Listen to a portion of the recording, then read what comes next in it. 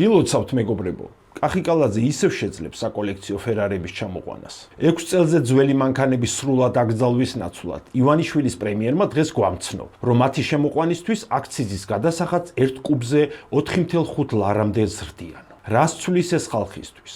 მაგალითად, თუ თქვენ შეიძენთ 2016 წლიან Toyota Prius, რომლის ძრავის მოცულობაც არის 1.8, მისი განბაჟება აქამდე 2600 ლარი დაგიჯდებოდათ, ხოლო რეგულაციის ამოქმედების შემდეგ განბაჟების საფასური იგივე მანქანაზე 8800 ლარი გახდება. გამოდის, რომ 2016 წლიანი მანქანის ფასი 2024 წლიანი მანქანის ფასს გაუტოლდება, რაც ნიშნავს, რომ გაჭირვებული მოსახლეობისთვის აქამდე ხელმისაწვდომი იაფი მანქანები ფუფუნების საგნად იქცევა. სამაგიეროდ, რეჟიმთან დაკავშირებული ბიზნესმენები და ჩინოვნიკები აკრძალვის ფორმალურად გაუქმების შემდეგ კვლავ შეძლებენ საკოლექციო ძვირადღირებული მანქანების ჩამოყვანას და გადაწყვეტილების დღევანდელი დაზუსტებაც სწორედ მათთვის არჩევანის დატოვებას ემსახურება. გაჭირვებული მოქალაქეები, რომელთა დიდი ნაწილისთვისაც იაფიანი მანქანა არა მხოლოდ გადაადგილების საშუალება, არამედ შემოსავლის წყაროც იყო, მანქანებს ვეღარ იყიდიან. ყოველ დღე, როცა ივანიშვილის რეჟიმი ძალაუფლებაში რჩება, საქართველოს მოქალაქეებისთვის ცხოვრება აუტანლად ძვირდება. ქვეყანა კი უსამართლობის,